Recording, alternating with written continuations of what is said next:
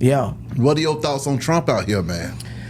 Man, Trump said if you spit, you will get hit. And I think spitting on somebody is a form of the highest form of disrespect, bro. Yeah. At the end of the day, man, these people have a job to do. You know, and I look at it like authority is authority, whether you agree with it or you don't. You know what I'm saying? That's why you have due process and you have to fight. You know what I'm saying? If they're wrong, if they wrong, you know what I'm saying? You got to prove that you right. That's right. But fighting and spitting and hitting and throwing bricks and doing all that dumb shit that could cause you to lose your life, you're a damn fool. It ain't worth You know that. what I'm saying? You a damn fool and it don't fix nothing. Yeah. If you gonna protest, do it peacefully. But if you gonna be on some bullshit, accept what come with it. Because at the end of the day, these people got to go home to their families too, bro. Exactly. Even though they law enforcement, you know what I'm saying? They just doing their job. Just like if you was in that situation, you'll have to do your job and you'll do your job faithfully. Exactly. You know what I'm saying? So I see it from both sides and all angles. You know what I'm saying? Even though I'm on this side, but I understand not to fuck around and disrespect that side because, man, he warned you. Yeah. Now, warning come before motherfucking disaster and destruction. You feel me? So if you don't take heed to, if you spit, you will get hit and hit harder than you ever got hit before. He went beyond what your grandma and your mama said. You know what I'm saying? Because my mama always said, if they spit on you, you better knock fire from their ass. You know what I'm saying? But he said, I'm going to send fire at your ass. You feel me? So you just got to accept it for what it is, man. But I don't condone a lot of shit that's going on. But, you know, it may be a plan, bro. And you know what I'm saying? They in position, bro, to do what they do. You feel me? You gotta accept it.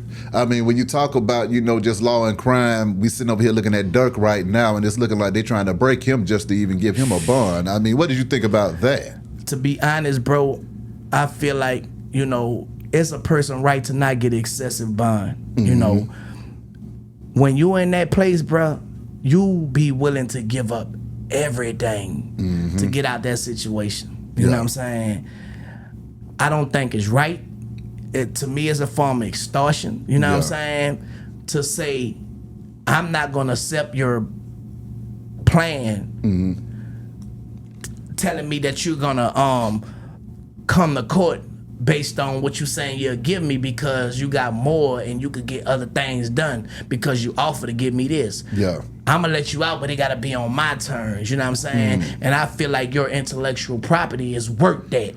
I think that if you give up everything and you be impoverished and you be broke, you can't send this hit. You can't do that. But I say that's bullshit because if a person wanted to send a hit or do anything and he being who he is, bro, he could get it done without giving nothing and he could do it from jail and people do it just to do it because they want to see him free. You feel me? So I think that's just a form of taking advantage of a person in a situation and that shit ain't right because according to your 8th Amendment, everybody have a right to not go through and get an excessive bail, and that's beyond excessive, bro. You know what I'm saying? And it's fucked up.